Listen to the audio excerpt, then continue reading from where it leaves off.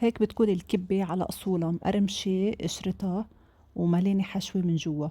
فيديو اليوم رح يحكي عن كل تفاصيل عجينة الكبّة. رح استعمل حوالي نص كيلو من البرغل الناعم، رح انقعهم بالمي واتركهم حوالي ساعة لحتى يترنخوا معي. والكبّة يعني كمونة غنية بالحوايج والأعشاب العطرية واللي بنشتهر فيها نحن أهل الجنوب، موجودة سابقا ببوست سابق.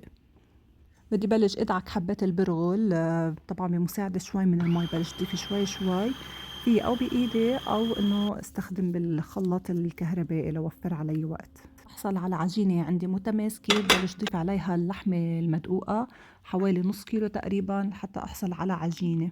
بكون مجهزة الحشوة اللي هي عبارة عن بصل ولحمة والبهارات، وببلش أقسم العجينة لكرات وبصير بإصبعي بضغط على إيدي طبعا بمساعدة المي عشان تطلع العجينة عندي ناعمة.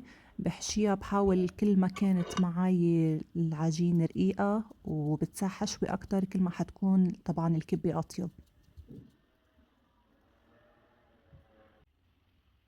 بستمر بعملان الكبة، وإذا ما زبطت معكم فيكم تعملوها كبة بصينية وتريحوا راسكم.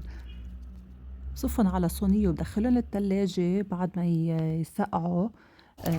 بارجع باعبّيهم بأكياس أو إنه باقليهن، وألف صحة وعافية.